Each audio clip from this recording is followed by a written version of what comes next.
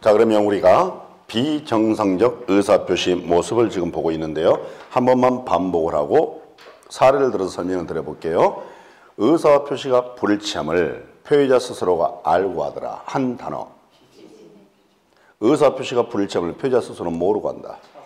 차고. 그러면 알고 의사표시를 했죠. 그럼 뭐라고 불러요? 비진이 의사표시, 진이 아닌 의사표시. 이렇게 부른다고 그랬죠. 불일치함을 모르고 의사표시를 했다. 뭐라 불러요? 착오로 인한 의사표시. 상대방과 짜고 비진이 표시를 했다. 동정, 허위 표시. 흠이 있는 의사표시를. 하자 있는 의사표시. 이렇게 됐죠. 그러면 지금부터 예를 가지고 볼게요. 지금 이런 거죠. 의사와 표시가 있는데 이게 불일치합니다.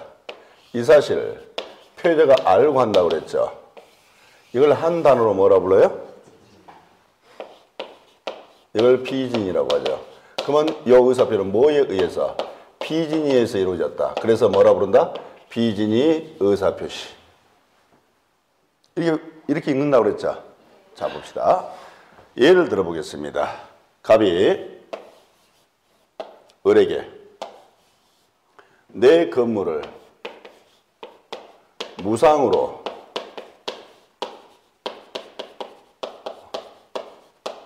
주겠다 라고 지금 예부에 표시하는 행위가 있죠.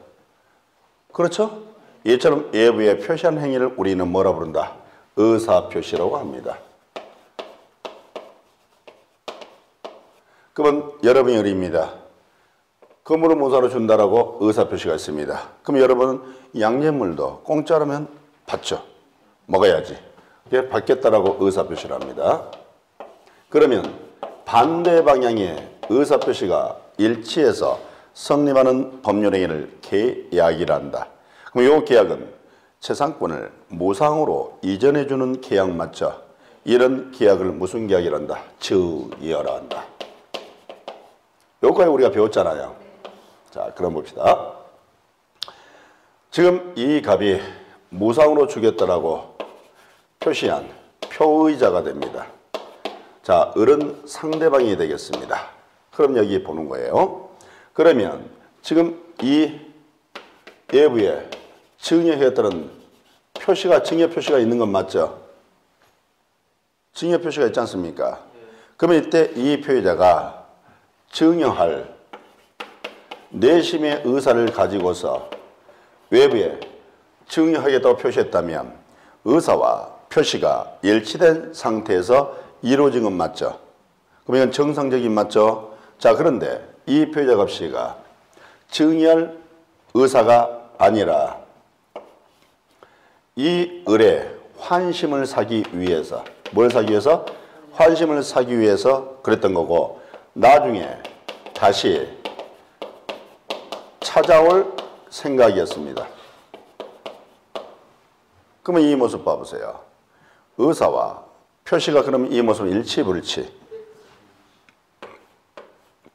분명히 불일치했죠. 그러면 이런 경우라면 표의자가 이걸 알고 했을까, 모르고 했을까요? 알고 있겠네요. 그럼 방금 전에 의사와 표시가 불일치하고 이 사실을 표의자가 알고 있죠. 이걸 한 단어로 비진이, 그러니까 쓰니까 요 갑의 의사표는 그러면 비진이 의사표시가 돼버렸잖아요. 이제 됐어요?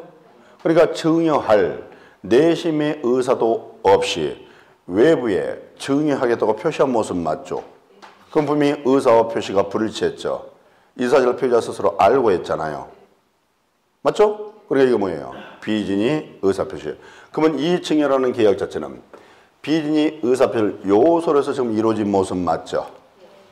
맞죠? 자, 그러면 여러분 봐보세요.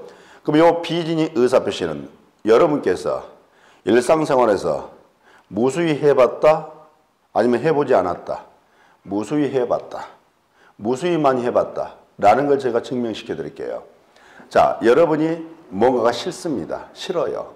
근데 여러분 친구가 여러분은 그럽니다. 너 싫으니? 라고 했어요. 그런데 분명히 싫음에도 불구하고 아니 괜찮아 라고 이렇게 여러분들이 대답해 본 적이 있어요? 없어요? 있죠. 분명히 내심의 의사는 싫은 거잖아요. 뇌의 표시는 뭐라고 그랬어요? 괜찮아 그랬잖아요. 그러면 의사 표시가 일치 불일치. 이 사실을 알고 한 거예요, 모르고 한 거예요? 알고 했잖아. 이게 비진이 아니야. 그러니까 우리는 일상생활에서 엄청나게 이런 비진이들을 많이 하고 있음에도 불구하고 비진이가 어렵다고 그래. 그러니까 이렇게 머릿속에 이렇게 잡아주면 되잖아요. 아, 내가 싫은데 괜찮아 라고 했다. 그러면 내심 의사는 뭐야? 싫다. 뇌부는 괜찮아. 그럼 의사표시 일치 불일치구나. 이걸 내가 알고 했다 모르고 했다. 알고 한 거다. 그러니까 이걸 뭐란다? 비진이. 많이 어렵죠. 그러니까 많이 어렵죠? 어려운 거 아니죠? 충분히 할 만하잖아요. 그러면 이제 비진이 의사표시, 이제 비진이가 뭔지 아셔서 비진 의사표 뭔지 알았어요? 그럼 우리 한번 생각해 보세요. 표의자는 갑이고 을은 상대방 아니에요. 그럼 비진이 의사표 요소로서 지금 증여라는 법률에 성립했죠. 이거 하나만 딱 얘기해 볼게요. 한번 생각해 보세요. 표의자는 증여하기를 원한다, 원하지 않는다. 상대방 증여받기를 원한다, 원하지 않는다. 그럼 이해 충돌됐죠? 그러면 봐보세요. 이때 그러면 이런 거 아니에요. 이 건물을 줘야 되냐 말아야 되느냐 문제가 발생하죠. 그러면 이 문제는 누가 이야기시켰어요? 그럼 누가 책임져야 돼? 표의자 책임져야 되죠. 그 말은 상대방이 보호돼야 되죠. 그러면 상대방이 보호받으려면 상대방이 이 건물을 가질 수 있어야만 보호되겠죠. 그럼 이 건물을 가지려면 이 법률이 유효해야 되겠어요? 무효해야 되겠어요? 그러니까 원칙적으로 유효가 되는 거예요. 그러니까 원칙적으로 유효가 되는 거예요. 근데 봐보세요. 만약에 상대방이 생각해 보세요. 이 표의자가 비진했다는 사실을 알아. 안다고 해봐요. 그런 경우에 상대방을 보호할 필요가 있어 없어? 그러면 상대방을 보호할 필요가 없으면 누구 보호한다고 그랬어요?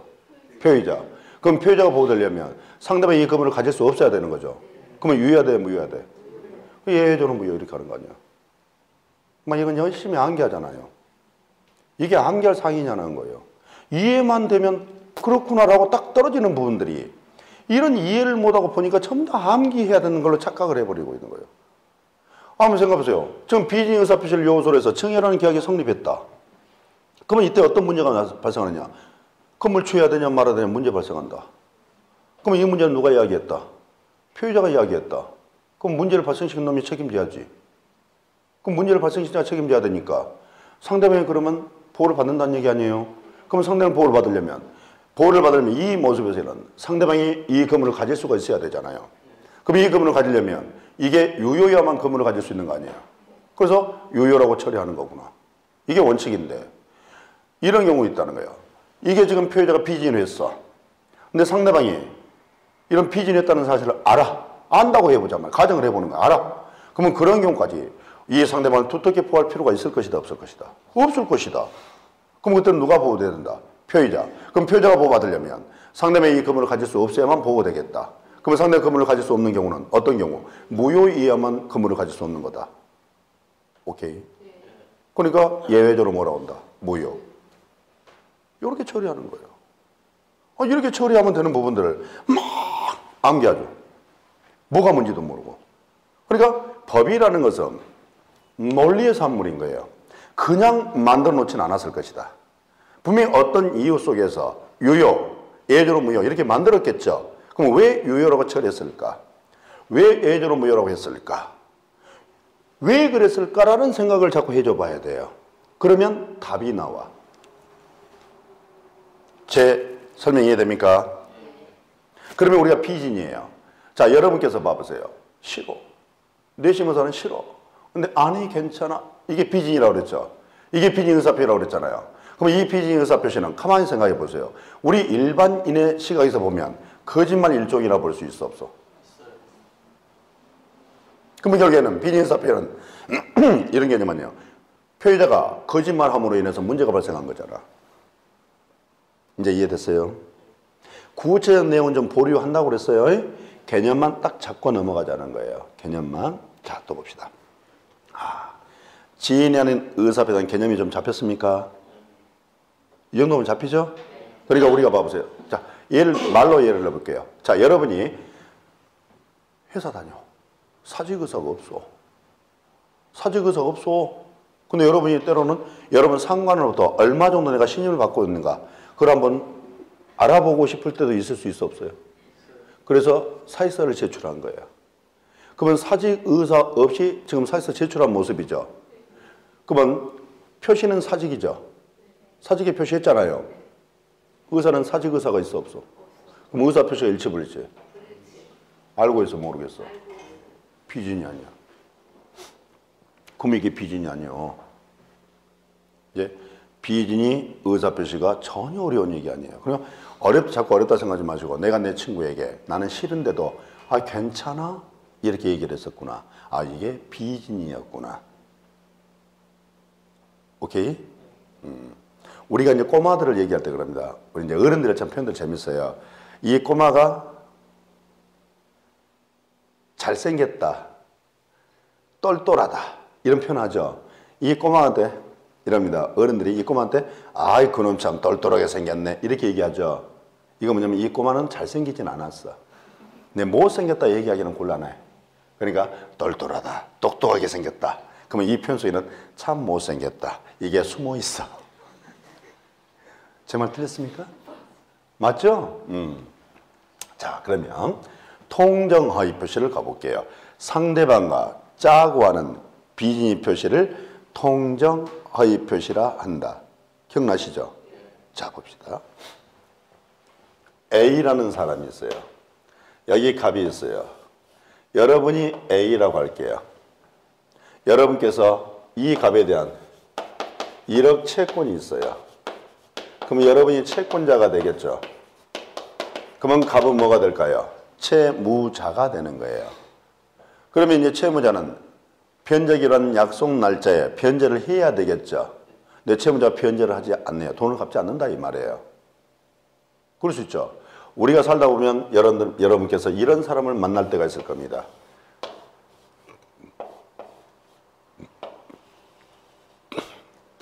BJR족이라고 합니다. 배째라족이라고 그래요. 그러면 이제 채무자가 동업하라니 배째라 이럴 수도 있죠. 그러면 여러분 생각 같아서는 가서 배를 째버리고 싶죠. 직접 째버리고 싶죠. 이걸 우리가 자력강제라고 그래요. 무슨 강제? 자력강제. 자, 우리 민법에서는 자력강제를 허용하지 않습니다.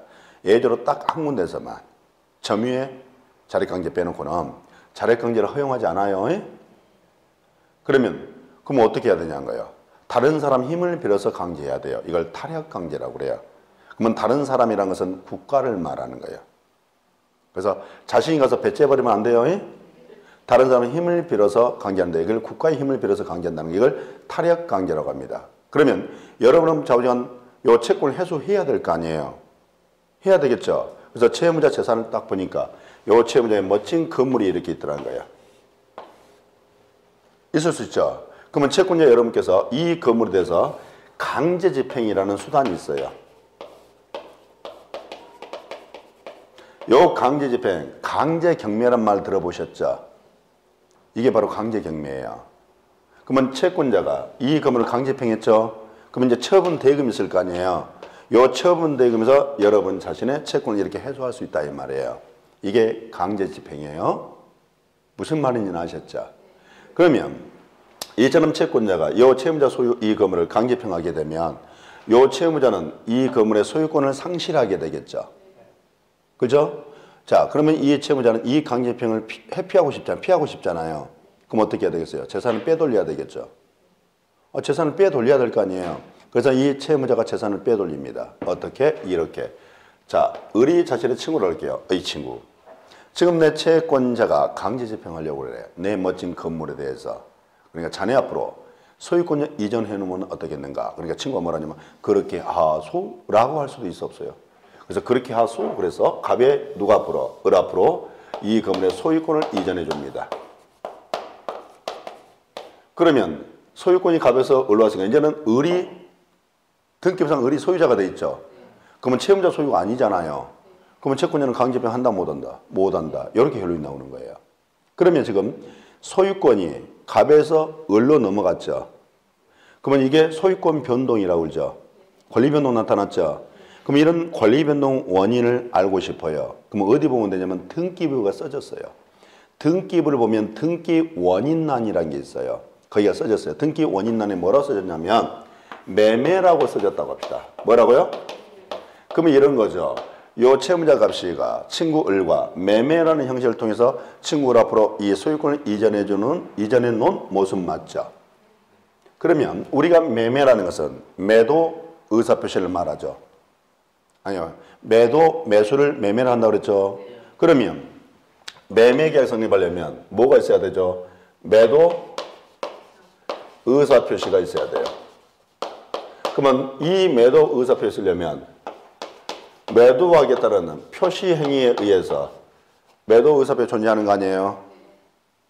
그럼 매도 표시 행위가 있어야 되죠. 그러면 이 값이라는 표의자를 볼게요. 요 을은 상대방이에요. 그러면 지금 매도 표시가 있는데 이때 이 표의자는 매도할 의사를 가지고 매도 표시한 모습입니까? 아니면 재산을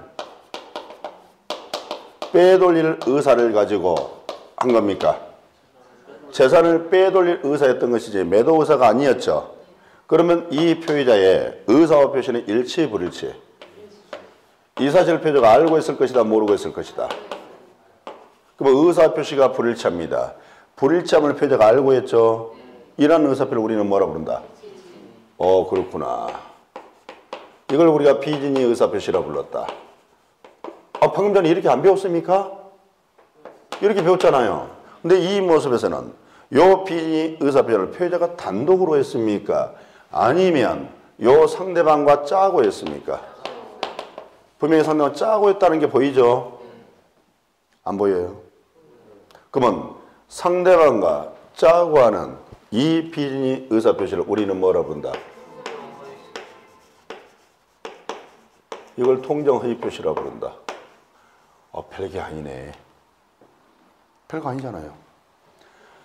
상대방과 짜고 하는 비진이 표시를 뭐란다? 통정허위표시. 다시 한번. 이처럼 상대방과 짜고 하는 비진이 표시를 뭐란다? 통정허위표시. 이제 통정허위표시 아셨죠? 그러면 이때 이 통정허위표시를 요소로 해서 성립하는 법률행위가 존재합니다. 뭘 요소로 해서? 통정허위표시를 요소로 성립한 법률행위가 있습니다. 통정허위표시를 요소로 성립한 이 법률행위를 우리는 뭐라 부르냐면 가장행위라 부릅니다. 무슨 행위? 다시 한번. 통정허위표시를 요소로 해서 성립한 법률행위를 우리는 무슨 행위? 가장행위. 그럼 봐요. 그러면 갑과 을 사이 이루어진 이 매매가 통정허위표시를 요소로 해서 성립한 모습 맞죠? 맞잖아요. 그래서 이 매매를 뭐라 부른다? 가장매매. 왜 이제 가장매매라고 부르는지 알겠어요? 통정허위표시를 요소로 해서 성립한 법률행위를 뭐라 부른다? 가장행위라니까. 이 갑과 을 사이 이루어진 매매가 바로 통정허위표시를 요소로 해서 성립했죠. 그랬죠? 그러니까 무슨 매매? 가장매매. 그럼 만약에 소비대차가 무슨 대차가? 허위표시를 요소로 해서 이루어졌다고 해보자 이 말이에요. 그럼 뭐라 부르면 돼요? 가장소비대차. 허위표시를 요소로 성립한 법률에는 가장행위라고 그랬으니까 요 매매가 통정허위표시를 요소로 해서 성립했다면 뭐라 불러요? 가장매매. 만약 소비대차가 통정허위표시를 요소로 성립했다면 가장소비대차. 만약 채권양도가 통정허위표시를 요소로 해서 이루어졌다면 뭐라 부른대요? 가장채권양도. 이렇게 표현하면 되는 거예요. 여기까지 이해됩니까? 여기까지 이해됐어요? 그러면 자 봅시다. 그럼 우리가 이 통정허위표시는 가만히 보니까 뭐예요? 가만히 보니까 짜고 친 고스톱이죠. 아니에요? 짜고 친 고스톱이죠? 짜고 친 고스톱이에요. 그럼 여러분 생각해 봅시다. 이 경우에 봐보세요. 그러면 통정허위표시를 요소로 해서 지금 법률에 성립했죠. 매매라는 계약이 성립했죠. 그러면 이때 이 상대방 을씨가 이 건물의 소유권을 취득할 수 있느냐 없느냐 이런 문제가 나타나죠. 자, 이 문제는 누가 이야기시켰어요? 표의자가 이야기시켰죠. 근데 문제는 봐보세요. 처음부터 상대방과 짜고 했죠. 짜고 했잖아요.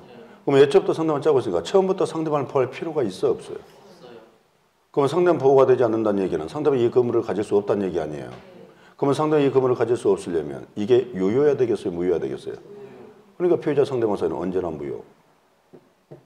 둘 사이는 무효. 왜 이제 그렇게 처리가 나온지 알겠어요? 이걸 왜 암기를 하려고 그러지 우리는? 이해하면 쉬울 건데. 이건 애초부터 처음부터 짜고 친 고스톱아니에요. 그러면 처음부터 상대방 자체를 보호할 필요 자체가 없었겠죠. 처음부터 상대방을 보호할 필요성 자체가 없었기 때문에 상대방을 보호할 필요가 없잖아요. 그러니까 둘 간에는 유효, 무효, 무효, 끝 이렇게 처리한다 이 말이에요. 오케이? 그럼 여기서 이제 하나 더 얘기를 해볼게요. 지금 갑이란 자는 이 A라는 채권자에 대한 채무자 맞죠? 그러면 이 갑이란 자가 허위 표시라는 수단을 통해서 재산을 지금 빼돌리고 있는 거죠. 그러면 이 허위 표시는 요 A라는 채권자를 해치는 모습 맞죠? 맞죠? 이처럼 채권자를 해치는 행위 아닙니까? 이걸 우리가 뭐라 하자면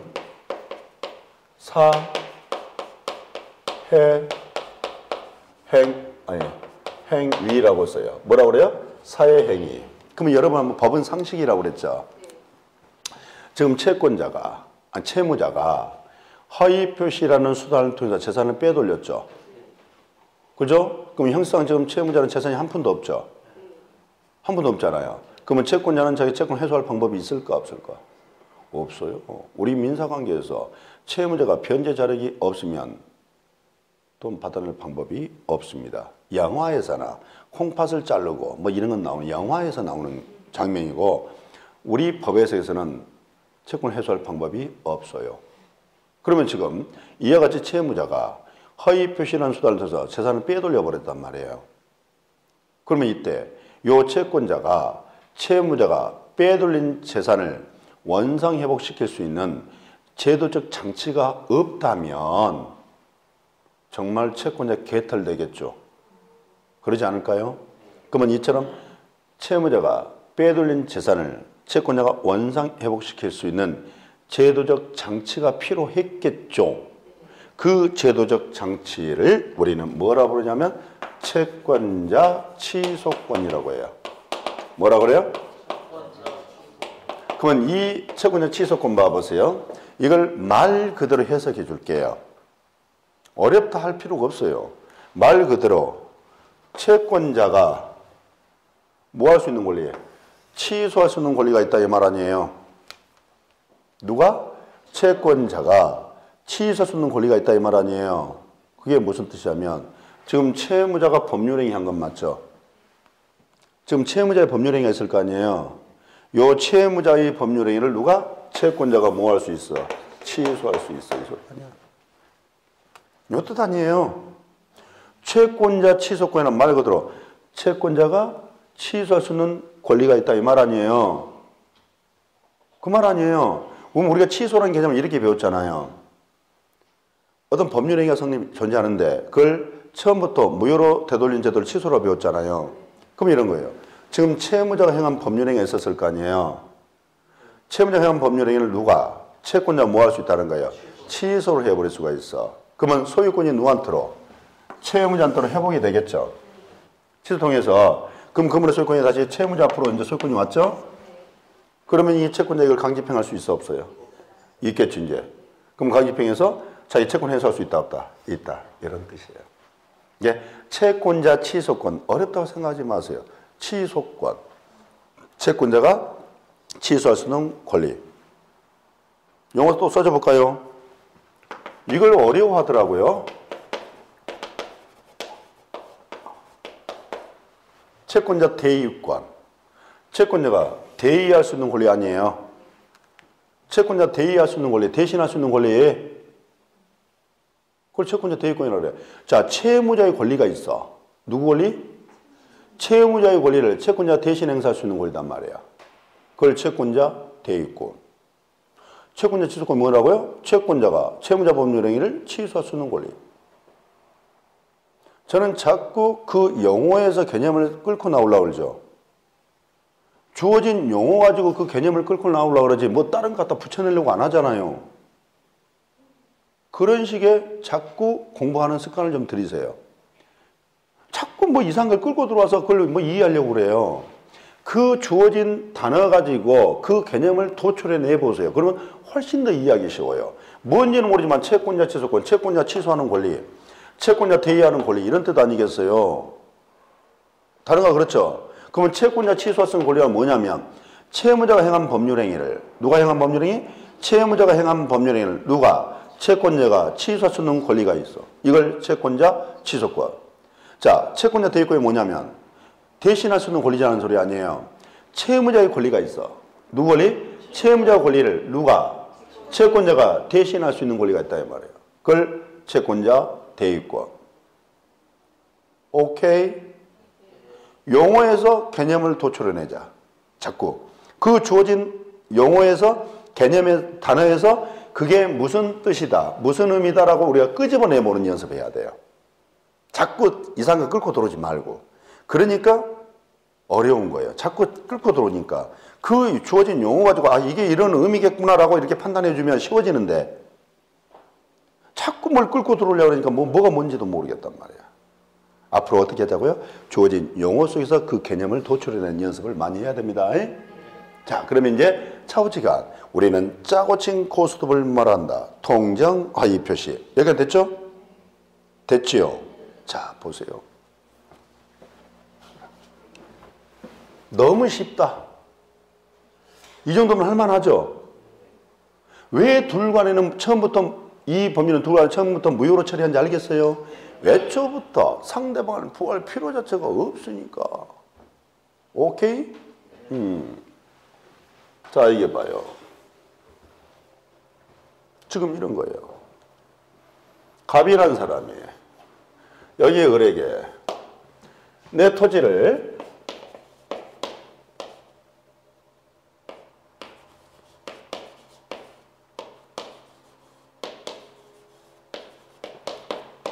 원에 사시오. 지금 이게 애부에 표시하는 행위죠. 이게 뭐예요? 의사표시 아닙니까? 자, 여기 갑의 소유 토지가 있습니다. 자, 그러면 갑이 이제 표유자입니다. 자, 이게 시가 3억 상당의 토지예요. 얼마? 상당의 토지를 얼마에 사라고? 3천만 원에 사라고 지금 의사표시한 거죠. 자, 여러분이 을입니다. 3억 상당의 토지를 3천만 원에 사라고 하네. 자, 여러분들 순간적으로 머리에 어떤 생각이 떠오릅니까? 아, 바로 사지 이렇게 합니까? 아, 하늘이 나에게 이런 복도 주는구나 라고 생각할 수 있죠. 그렇죠? 그러면 여러분은 산다? 사지 않는다? 사겠죠? 여러분 돈이 없다. 그러면 산다 안 산다? 그래도 산다. 어떻게? 은행에 내가 맡겨놓은 돈이 있잖아. 은행 돈 내가 맡겨놨잖아. 갖다 쓰면 되지 뭐. 자, 사겠다라고 의사표시를 합니다. 그래서 뭐예요? 매매라는 계약이 성립했을 거 아니에요. 요거 이제 이해됐죠? 자, 그럼 표의자는 얼마에 팔겠다고 표시한 거예요? 3천만 원 팔겠다고 표시한 거죠. 그런데 이 표의자는 얼마에 팔 의사였냐면 3억에 팔 의사였어요. 그러면 의사 표시가 일치 불일치? 자, 이 사실을 표의자 갑이 알고 있단 말이에요. 알고 있어. 그럼 유효무효? 유효무효? 아니요, 죄송합니다. 알고 있어. 그러면 착오죠? 아니, 비진이죠? 알고 하면? 모르고 하면? 그러면 표의자가 이걸 알고 한 게 아니라 모르고 했단 말이야. 그러면 불일치함을 표의자 스스로가 모르고 했죠? 이걸 한 단어로 뭐라고 그랬어요? 착오. 그래서 이걸 뭐라고 부른다? 착오로 인한 의사표시. 그러니까 이런 거죠. 표의자가 3억에 팔 내심 의사를 가지고 있는데 모르고 공을 하나 빼버린 거죠. 공을 하나 빼버리고 사라고 표시행위를 해버린 거죠. 이게 3억에 팔 내심 의사였는데 3천만 원 사라고 표시를 해버렸던 거예요. 모르고. 이걸 뭐라 그래요?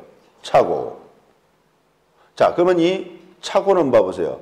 우리들이 일반적으로 사용하는 용어 중에서 너무나 유사한 용어가 있어요. 뭐죠? 착각이라고 하잖아요. 자, 여러분들이 착각했다라고 얘기하죠. 우리가 그러면 착각했다, 뭔가를 착각했다 할 때는 알고 한 거예요, 모르고 한 거예요? 그게 착각 아니에요. 그게 법에서는 착오라고 표현한 거예요. 이제 착오 아시겠어요?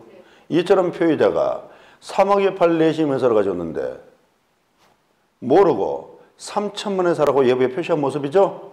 이걸 우리가 뭘 한다? 착오라 한다. 이걸 착오로 인한 의사표시를 한다. 오케이? 그럼 여러분 봐봐요. 그럼 여기서 어떤 문제가 불거진가 볼게요. 그러면 이 매매는 착오로 인한 의사표시 요소로서 이루어진 거 분명히 맞죠? 맞죠? 그러면 여러분 생각해 보세요. 지금 이 경우에 그러면 어떤 문제가 불거집니까? 그러면 착오로 인한 의사표시 요소로서 이 법률이 성립했는데 그러면 이때 이 상대방이 이 토지를 가질 수 있느냐 없느냐 이런 문제점이 이야기됐죠. 그럼 이 문제는 누가 이야기시켰어? 표의자가 이야기시켰잖아. 그러니까 유효라고 처리해야죠. 그러니까 유효라고 처리해야 될 거 아니에요. 표의자가 이야기시켰잖아. 문제를 발생시킨 놈이 책임져야 되는 거 아니에요. 유효라고 처리해야 되죠. 자, 이제 유효라고 처리했어. 그럼 얼마짜리를? 3억짜리를 얼마에? 3천만 거 줘야 되죠. 근데 표의자가 이걸 알고 있어, 모르고 있어? 모르고 있는데도 이런 엄청난 경제적 불이익이 발생하죠. 그럼 모르고 있잖아. 알고 한 것도 아니고. 알고 있다면 그러면 당해도 싸죠. 모르고 있단 말이야. 너무 억울하잖아. 그러면 얘 모르고 차관 이 표의자 너무 억울하죠. 그러면 억울한 이 표의자를 구제할 필요성도 있어 없어요? 그러면 이 억울한 표의자를 구제하려면 이게 유효 상태로 놔두면 구제될 방법이 없잖아요. 그러면 유효한 법률행위를 처음부터 무효로 이렇게 되돌려야만 요 억울한 표의자가 구제될 수 있죠. 그러면 유효하게 성립한 법률행위를 소급해서 무효로 만든 제도를 뭘 한다? 이렇게 배웠잖아요, 우리가요. 그래서 우리 민법 109조에서는 착오로 인한 의사표시는 취소할 수 있다라고 규정을 둔 거예요. 그래서 이렇게 둔 거란 말이야. 오케이? 근데 봐봐요. 여기는 취소라고 했죠. 유효했는데 취소해서 처음부터 무효로 만드는 거잖아요. 근데 비진입 표시는 원칙이 아까 제가 유효고 예조는 무효가 된다고 그랬죠. 재인정할? 그럼 법률은 어떤 경우는 무효고 어떤 경우는 취소할 수 있네. 어쩔 때 무효고 어쩔 때 취소할 수 있을까? 이것은요. 입법 정책 문제라고 그래요. 무슨 말이냐면 법을 만들 때 이런 경우는 무효다. 이런 경우는 취소할 수 있다. 이렇게 어떻게 규정을 두냐에 따라서 달라지는 거예요. 어떤 이론적 틀이 있고 그런 거 아니에요. 그건 법을 만들 때 이걸 무효라고 했죠. 그럼 무효가 되는 거고 법을 만들 때 이걸 취소할 수 있다 그랬죠. 그럼 취소할 수 있는 거예요. 그래서 처음에 우리 민법을 제정을 했을 때 착오로 인한 의사표시는 무효라고 해놨었어. 근데 개정을 한 거예요. 뭐라고? 취소할 수 있다라고 개정을 한 거예요. 법을 어떻게 만드느냐에 달라져요. 그런 식으로 효과를 생각하시면 되는 부분이에요. 그러니까 자꾸 암기라고 생각하지 마시고 한번 생각을 해보자는 거예요. 생각을. 항상 문제를 야기시키거나 책임지는 게 맞겠죠? 이렇게 생각하시는 거예요. 아셨죠? 자, 이게 또 봅시다.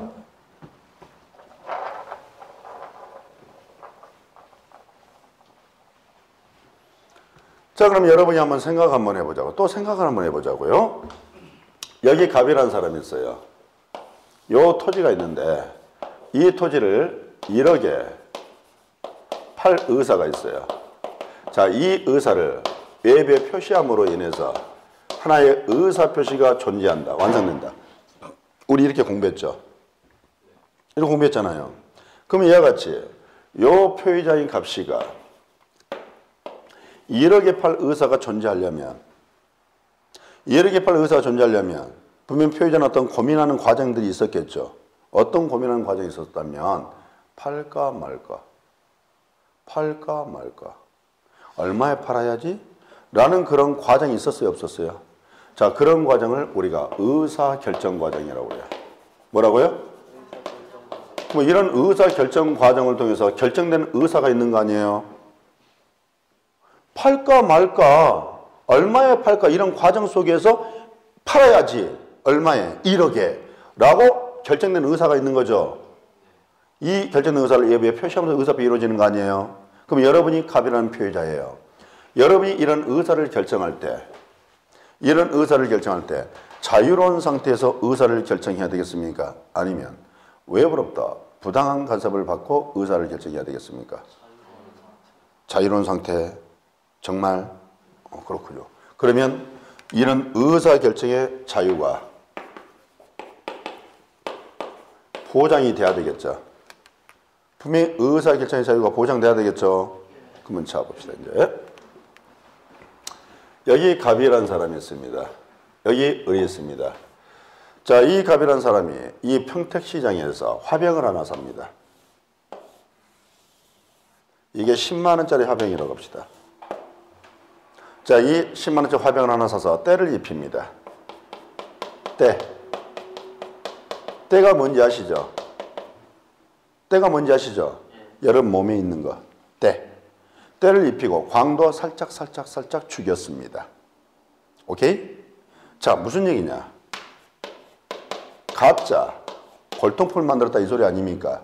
자, 갑이 을한테 이럽니다. 을씨, 나에게 시가 5천만 원 상당의 조선백자가 있어. 있는데 내가 급전이 필요해서 그러니 2천만 원에 사시오 라고 의사표시를 합니다. 그러니까 이 을이 고민 끝에 2천만 원에 사겠소 라고 표시를 합니다. 그러면 이게 을의 의사표시가 존재하는 거죠. 예배 표시한 행위를 의사표라고 그랬으니까. 그러면 의사표시라는 것은 어떻게 이루어진다?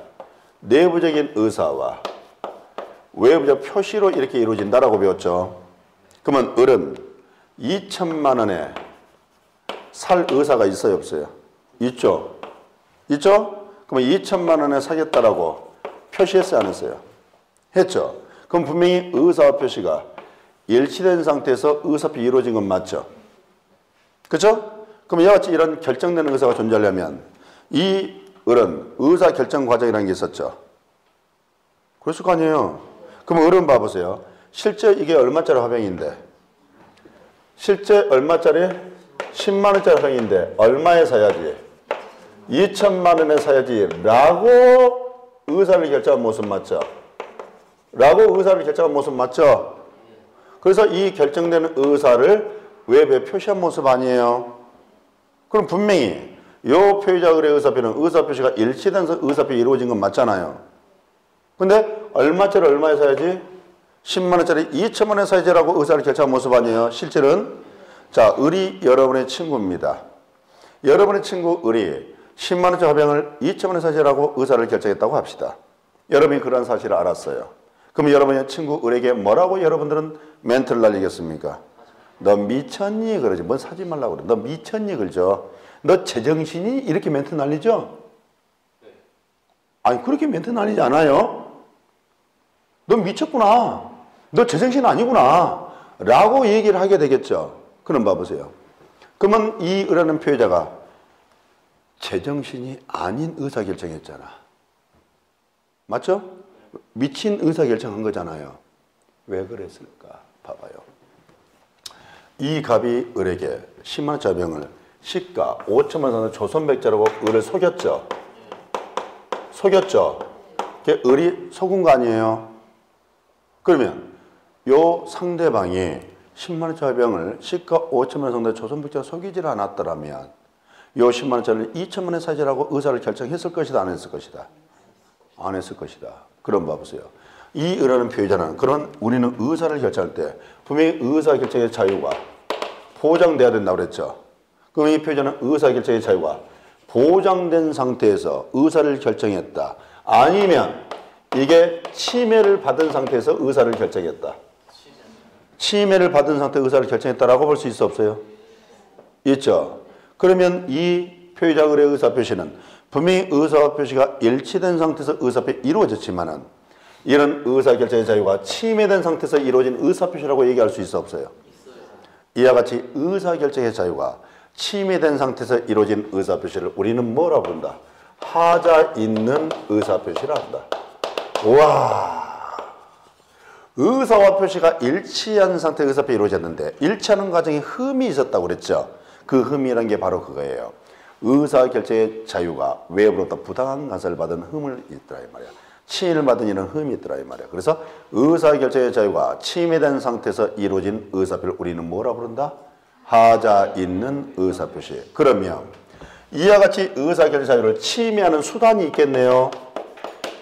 수단이 있겠죠. 그 수단이 두 가지가 있어요. 하나는 사기, 또 하나는 뭘까요? 강박이라고 해요.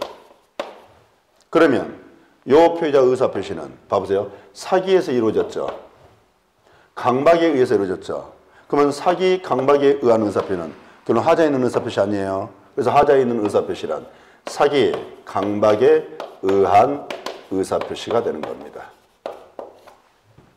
이제 하자에 있는 의사표시가 어떤 의사표시를 말하는지까지 어느 정도 조금 이해됩니까?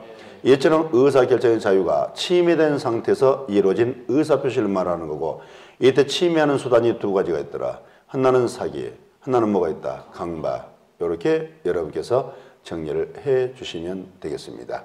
자, 여기까지 우리가 비정상적 의사표시 모습을 이런 사례를 가지고 이걸 이런 경우를 말하는 거구나.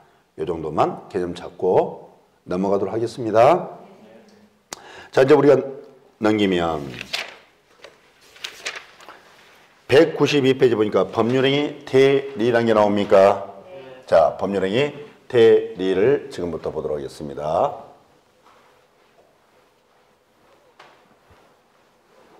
자, 법률행위 대리가 어려운 얘기가 아니에요. 아주 쉬운 얘기인데 여기를 이제 또 한번 우리가 확인을 좀 해봅시다. 자, 제 얘기를 들어보세요. 토지가 있습니다. 갑이 이 토지 소유자로 가정합시다. 그러면 이 소유자 갑씨가 자신의 소유 토지를 팔고 싶습니다. 그럴 수도 있잖아요. 그러면 갑이 이제 외치고 다닙니다. 내 땅 사시오, 내 땅 사시오라고 외치고 다녔던 겁니다. 그랬더니 누가? 을이란 자가 제가 그 땅을 사지오라고 했습니다. 그러면 갑과 을 사이에서 매매라는 계약이 성립하는 모습 맞죠? 매매라는 계약이라는 매매 계약이라는 법률행위가 성립한 건 맞죠? 그러면 이 매매라는 법률의 효과는 대금 부분과 토지 부분을 이렇게 나눠볼 수 있는 건 맞죠? 맞죠? 그럼 이때 갑과 을 사이 이루어진 이 매매라는 법률행위를 분석하려고 합니다. 자, 제 얘기 들으세요. 그러면 이때 분석해 볼게요. 이 을이란 자에게 요 토지를 파는 자가 누구예요? 토지를 파는 자. 을에게 토지 파는 자가 지금 누구예요? 갑이죠. 자, 이 토지를 파는 자를 우리가 달리 표현합니다. 법률 행위자. 뭐라고요? 법률 행위하는 자가 누구예요? 갑이었죠. 맞죠? 그러면 이때 을로부터 요 토지 대금 있죠. 요 토지 대금을 챙기는 자는 누구냐는 거예요. 을로부터 토지 대금을 챙기는 자는 누구냐 이 말이에요. 자, 이걸 달리 표현할게요. 요 토지 대금이 법률 효과죠. 이걸 법률 효과 기속자. 뭐라고요? 법률 효과 기속자라 표현합니다. 누구죠? 갑입니다. 그럼 이 모습 봐보세요. 지금 갑과 을 사이에 이루어진 이 매매라는 법률을 분석해 보니까 법률 행위하는 자는 분명히 갑이었죠. 맞죠? 그 효과 기속자도 누구예요? 갑이죠. 서로 일치하고 있는 모습 맞죠? 자, 이게 일반적인 법률행위 모습이에요. 일반적인 법률행위는 그 법률 행위하는 자와 그에 따른 법률과 기속자가 서로 일치한 게 일반적인 법률행위 모습이에요. 근데 때로는 그러니까 법률행위와 법률 기속자가 일치한다는 얘기는 뭐냐면 자신이 법률행위했죠. 그 효과도 누가 받는다? 자신이 받는다. 이게 일반적인 법률. 자, 여러분께서 아파트를 소유하고 있습니다. 여러분 아파트 소유하는 이 아파트 여러분이 팔았죠? 그러면 돈도 누가 챙긴다? 자신이 챙긴다. 이게 일반적인 법률의 모습인데 이 법률은 꼭 반드시 이렇게만 이루어지는 게 아니더라는 거예요. 자, 예를 들어서 토지가 있습니다. 이게 갑의 소유 토지입니다. 자, 갑이 이 토지를 팔고자 합니다. 소유자 갑씨가 토지를 팔고자 해요. 근데 너무 바빠요. 그럴 수도 있잖아요.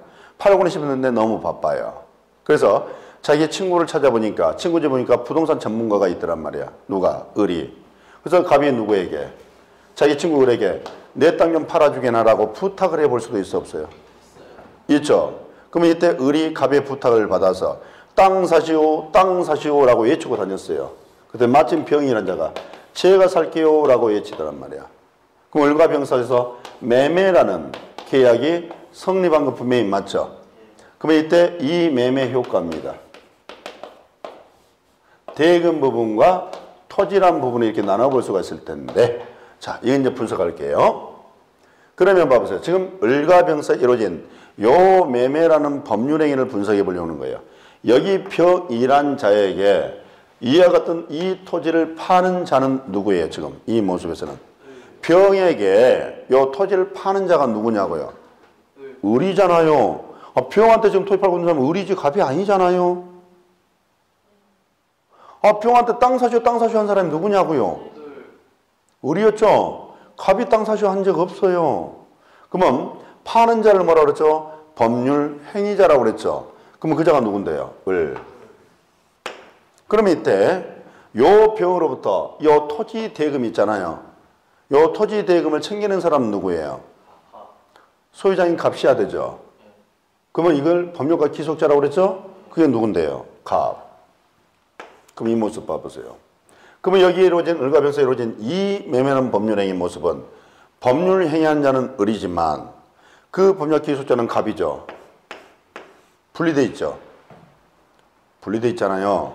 자, 이처럼 법률 행위하는 자 따로 그에 따른 법률 기속자 따로 이렇게 분리되는 제도가 있더라는 거예요.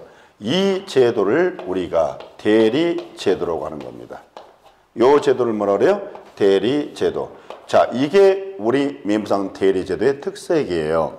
우리 민법상 대리제도는 법률 행위하는 자와 그에 따른 법률과 기속자가 분리되는 게 우리 민법상 대리의 특색입니다. 그럼 만약에 법률 행위하는 자와 그 효가 기속자가 서로 일치하면 민법상 대리다, 대리가 아니다.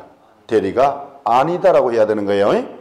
우리 민법상 대리는 법률 행위하는 자와 그에 따른 법률과 기속자가 이처럼 분리되는 게 우리 민법상 대리예요. 그럼 만약에 법률 행위하는 자와 법률과 기속자가 서로 일치해버리면 우리 민법상 대리다, 대리가 아니다. 대리가 아니다. 그럼 자, 용어를 한번 이제 만들어 볼게요. 그러면 요 을이란 자를 봐보세요. 뭔지는 모르지만 그러면 을은 대리하는 사람이죠. 그러면 대리하는 사람이니까 대리인이겠네요. 을은 대리하는 사람 아니에요. 그러면 이 갑은 법률 효과 기속자죠. 요 법률 효과 기속자인 갑을 본인이라고 해요. 뭐라 그래요? 그러면 왜 법률과 기속자를 본인이라 할까? 이유가 있으니까 본인이겠죠. 봐보세요. 대리인이 요 매매라는 법률을 한 건 맞죠? 근데 이 법률행위는 본래 효과 기속자인 갑이 본래 해야 될 사람이었던 거죠. 본래 해야 될 사람 아니에요. 이게 본인이겠지 뭐. 본래 해야 될 사람이니까 본인이에요. 갑이 효과 기속자인 갑이 본래 해야 할 사람인데 을이란 자가 대리해버린 거 아니야. 이해됐어요? 그러면 대리하는 사람이니까 대리인. 본래 해야 될 사람이니까 본인 그러는 거예요. 왜 효과 기속자를 본인이라고 표현하는지 알겠어요? 그럼 병이란 자는 봐보세요. 위 법률행위에 의해 다른 쪽 당사자죠. 이 법률이 다른 쪽 당사자 아니에요. 그래서 이 다른 쪽 당사자를 뭐라 부른다? 상대방이라 부른다. 뭐라 부른다? 상대방. 이제 여러분들이 용어 만들어내겠어요? 대리인, 본인, 상대방. 만들어내겠죠? 그러면 우리가 가만히 들여다보니까 결국 우리 민법상 대리제도라는 것은 이런 개념으로 연결되네요. 지금 대리인이 뭐를 했죠? 법률행위를 한 거잖아요. 대리인이 뭐 했어요? 법률을 했는데 그 법률 효가 있죠. 이 효과는 누구의 기속이에요? 본인에게 기속하는 모습 아니에요. 맞죠? 지금 법률행위는 누가 했는데? 대리인이 했는데 그 효과는 누구한테 기속이에요? 이게 지금 우리 민법상 대리의 특색 아닙니까? 그러면 이처럼 대리인이 법률을 했을 때 그 효과가 이와 같이 본인에게 기속하려면 요건이 필요해요. 뭐가 필요해요? 요건. 그러면 어떤 요건이 필요한가 봐보세요. 그러면 가만히 보니까, 그러면 우리 대리제도라는 것은 요 대리인한 자가 본인을 지금 본인 어떤 법률을 대리하고 있는 모습이죠. 그러면 대리인이, 그러면 본인을 대리할 수 있는 자격이 있어야 될 거 아니에요. 맞죠? 그러면 대리할 수 있는 자격이 필요하죠. 우리가 자격을 뭘 자격이라고 그러죠? 권한. 그러면 대리할 수 있는 권한이 있어야 되겠죠. 우리가 대리할 수 있는 권한을 간단하게 뭐라고 불러요? 대리권. 뭐라고요? 그러면 첫 번째, 대리할 수 있는 자격이 있어야 되니까 일단은 대리권은 존재를 해야 되는 거구나. 그치 볼 수 있죠. 두 번째, 그러면 대리권이 존재한다면 대리할 수 있는 권한이 있다는 소리죠. 그러면 이때 이 대리인이 권한 내에서, 자신의 주어진 권한이 있죠. 권한 내에서 행위를 해줘야 되겠죠. 권한을 벗어나면 안 될 거 아니에요. 자, 세 번째. 그러면 이 모습에 봐보세요. 요 대리는 자신을 위해서 법률행위 하는 거예요? 아니면 본인을 위해서 법률행위 하는 모습이에요? 그러면 이 법률행위는 누굴 위해서? 본인을 위해서 이 법률을 한다고 알려줘야 되겠죠. 본인을 위해서 법률을 한다는 사실을 알려줘야 되겠죠. 그러면 대리권이 있어요. 권한 내에서 행위를 했어요. 본인을 위해서 한다고 알렸어요. 그러면 그 효과는 다 누구한테 기속한다? 본인한테 기속한다. 라고 정리할 수 있겠네요. 정리됩니까? 그러면 우리가 반대 개념으로 가봅시다. 만약에 대리권이 없어요. 없죠? 그럼 요 요건을 갖추면 효과가 본인한테 기속한다 그랬으니까. 그럼 대리권이 없다라면 요건을 갖췄다 갖추지 못했다. 그러면 본인은 효과 기속한다 안 한다. 이렇게 나오겠네요. 자, 대리권이 있는데 권한 내에서 행위를 해야 되는데 권한을 벗어나 버렸죠. 그럼 요건 갖췄다 못 갖췄다. 못 갖췄다. 그럼 본인한테 효과 기속한다 안 한다. 안 한다. 이렇게 또 정의되겠네요. 자, 본인을 위해서 한다는 사실을 알리라고 그랬죠. 그럼 본인을 위해서 한다는 사실을 알리지 않았다. 알리지 않았다. 그럼 본인에게 효과 기속한다 안 한다. 안 한다. 이렇게 반대 개념도 같이 생각을 해봐야 돼요. 아셨죠? 자, 보세요. 아, 그렇구나. 우리가 대리제도란 것은 이처럼 법률 행위하는 자, 그리고 법률 기속자, 분리되는 제도가 있더라. 요 제도를 뭐라고 한다? 대리라 하는 거구나. 그래서 우리의 대리 논리 구성은 지금 법률에는 누가 하지만, 대리인이 하지만 그 효과는 누구한테 기속한다? 본인한테 기속한 모습을 가지고 있구나. 그럼 이처럼 대리인이 법률했을 때 그 효과가 본인한테 기속하려면 일단 요건이 필요할 텐데, 첫째, 대리 권한이 있어야 되겠죠. 두 번째는 그 권한 내에서 행위를 해줘야 되겠죠. 세 번째는 이 법률행위가 누굴 위해서? 본인을 위해서 한다는 사실을 알려줘야 되겠죠. 그러면 이 요건을 갖추면 그 요건은 누구한테 다 기속한다?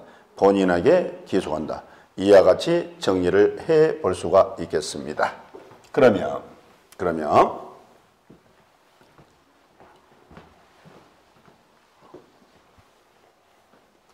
자, 여기를 볼까요?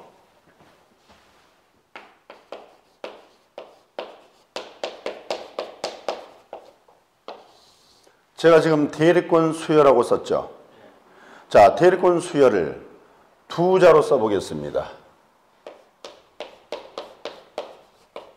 뭐라고 썼어요? 숙관.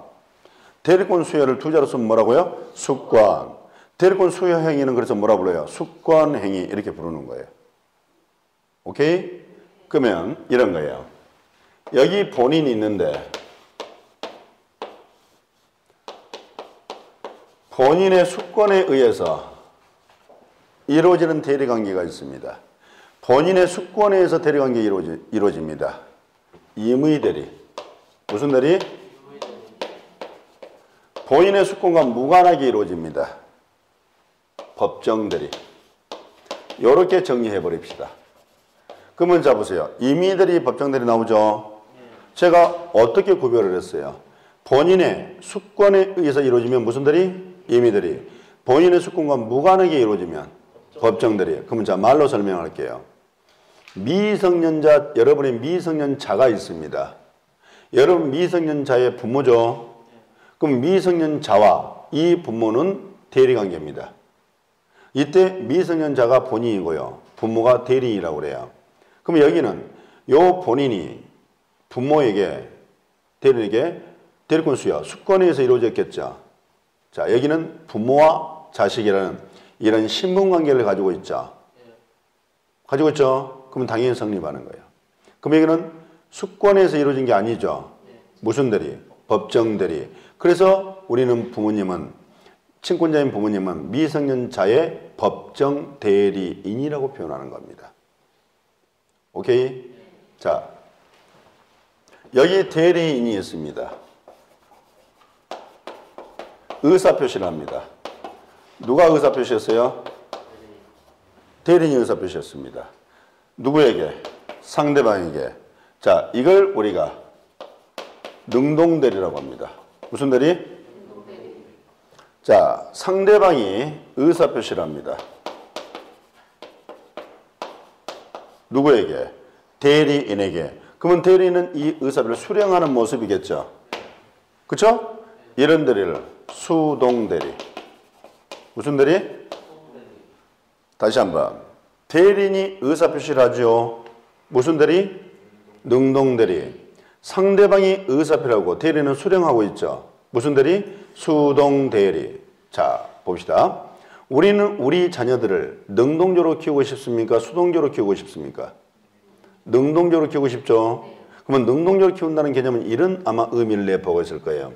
내 자식이 친구들에게 말도 하지 못하고 찌질이처럼 지내는 게 아니라 자기 의사도 적절히 표시하면서 이렇게 자라는 그런 자식으로 키우고 싶다는 얘기죠. 그게 능동적 의미 아니에요. 그러니까 대리인이 의사 표시하고 있잖아요. 능동적이죠. 무슨 대리? 능동대리. 자, 상대방이 의사표를 하고 있잖아요. 그럼 대리는 단지 이 의사표를 수령하는 것 뿐이죠. 그러니까 뭐예요? 수동대리. 그러면 이제 능동대리, 수동대리는 누가 의사표하느냐 그렇게 구별하시면 돼요. 대리인이 의사표시하면 무슨 대리? 상대방이 의사표하면 수동대리. 자, 봅시다. 여기 대리인이 있습니다.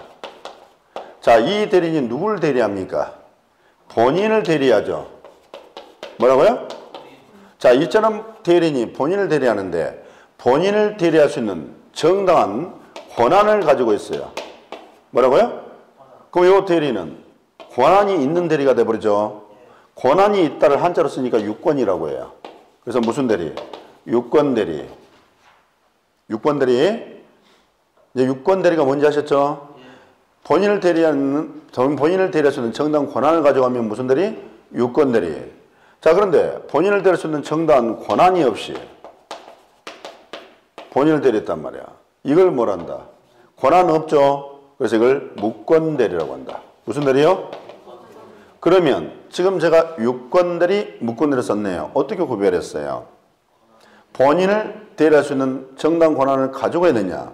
본인을 대리할 수 있는 정당 권한 없이 했느냐? 이렇게 구별하죠. 권한을 가져가면 유권대리, 권한 없이 하면 무권대리. 그러면 잡아요. 자, 이 무권대리 부분을 우리 수험생들이 또 무권대리 부분 상당히 막 힘들어해요. 어려워하더란 말이야. 자, 왜 어려워할까? 이 부분에서 정립이 안 됐기 때문에 어려워요. 일반적으로 우리 수험생들은 무권대리라는 것은 무권대리는 권한이 없죠. 그러니까 대리인이 본인을 대리하는 게 아니라고 생각을 해버려요. 자, 무권대리도 지금 본인을 대리하는 거예요. 대리인이 본인을 대리한 거예요. 무권대리도. 제 말 아셨어요? 무권대리도 본인을 대리하는 건데 대신 이때 본인을 대리할 수 있는 권한이 없이 한 것뿐인 거예요. 그러니까 유권대리만이 본인을 대리하는 게 아니라 무슨 대리도? 무권대리도 본인을 대리한 거예요. 그러니까 무권대리는 본인을 대리하는 게 아니다. 이게 아니에요. 무권대리도 분명히 본인을 대리해서 법률이 한 건 맞아요. 본인을 대리했어요. 근데 다만 본인을 대리할 수 있는 권한이 없이 한 것뿐이에요. 그래서 유권대리와 무권대리는 딱 차이점 하나밖에 없는 거예요. 권한을 가지고 있느냐, 권한 없이 했느냐, 이 차이밖에 없는 거예요. 그래서 무권대리도 본인을 대리한다, 안 한다. 무권대리도 지금 본인을 대리하는 것이다, 안 하는 것이다, 하는 것이다. 이걸 잡아놔야 돼요. 그러면 이 무권대리 헷갈리지 않아요. 근데 본인을 대리하는 게 아니라는 생각을 해버리니까 대체 이해가 안 되기 시작한 거예요, 이제. 본인을 대리하는 게 아닌데. 이렇게 생각해버리니까 이제 무권대리가 도저히 이제 무슨 말인지 못 알아듣는 거예요. 무권대리도 본인을 대리한다, 안 한다? 한다. 자, 그럼 봐봐요. 제가 임의대리, 법정대리, 능동대리, 수동대리, 유권대리, 무권대리 이렇게 나눴죠. 제 임의대로 나눈 게 아니라 보면 어떤 기준들을 다 제시해 줬죠. 그렇죠. 그 기준에 따라 이렇게 나눠주면 돼요. 본인의 수권에서 이루어지면 임의대리, 수권을 모으라면 법정대리, 대리인이 의사표시하면 능동대리, 상대방 의사표 대리인 수령하면 수동대리, 권한을 가져가면 유권대리, 권한 없이 하면 무권대리. 무권대리도 지금 본인을 대리하는 거라고 그랬어요. 그럼 만약에 대리인이 술을 마시고 대리하면 취권대리 이렇게 되겠네요. 자, 다시 한번. 일반적인 법률행위의 모습은 자신이 하는 거라고 그랬죠. 그 효과도 자신이 받는 거라고 그랬죠. 즉 법률 행위하는 자와 법률과 기소가 서로 일치하는 게 일반적인 법률행위다. 근데 때로는 법률행위가 이렇게 이루어지는 경우도 있더라. 법률 행위하는 자 따로 효과 기소가 따로 이렇게 분리되는 제도도 있더라. 요 제도를 우리는 뭐란다? 대리라 하더라. 그럼 그래서 대리의 논리 구성은 지금 대리인이 법률행위를 했지만 그 법률 효과는 누구한테 기소한다? 본인한테 기소한다. 이런 논리 구성이죠. 그러면 이처럼 대리인이 법률을 했을 때 그 효과가 본인에게 기소하려면 첫째, 대리할 수 있는 권한이 있어야 되겠죠. 대리권이 필요할까. 두 번째, 권한을 가지고 있다면 권한 내에서 행위를 해줘야 되겠죠. 세 번째, 이 법률행위가 대리인 자신이 아닌 누굴 위해서 본인을 위해서 한다는 사실을 알려줘야 되겠죠. 그래서 본인을 위한 것임을 표시를 했을 때 그래서 이 요건을 다 갖추게 되면 그 효과는 누구한테 기소한다? 본인. 그럼 이 중에 하나라도 없으면 효과는 본인한테 기소한다, 안 한다? 그 문자 보세요. 무권대리 봐봐요. 무권대리도 지금 대리인이 본인을 대리하는 거라고 그랬죠. 그럼 무권대리라는 것은 대리 권한이 있어, 없어? 없잖아요. 대리했으면 권한이 없는 거죠. 그럼 요건 갖췄어, 못 갖췄어요? 그러니까 그 효과 본인한테 기소한다, 안 한다? 이미 여기서 다 끝난 얘기예요. 이미 여기서 다 끝난 얘기인데 이제 무권대리는 본인 효과 기소하지 않는 또 이제 암기하려고 그래요. 권한이 있어야 되잖아요. 권한이 없잖아요. 그럼 효과가 비록 이게 대리행위지만 그 효과가 본인한테 기소한다, 안 한다? 안 한다. 이렇게 정의가 되는 거예요. 자, 좀 설명 알아듣겠어요? 예. 그럼 일단은 요 대리의 기본적 모습을 좀 정리를 하고요. 지금 칠판 밑에 자막이 이제 깔리고 있습니다. To be continued라고. 다음 이 시간에 이 말이죠. 그러면 다음 주에 자, 대리 이후부터 또 얘기를 쭉 펼쳐가도록 할게요. 그러면 다음 주에 여러분을 뵙기로 하고 오늘 이만 수업을 마칠까 합니다. 수고하셨습니다.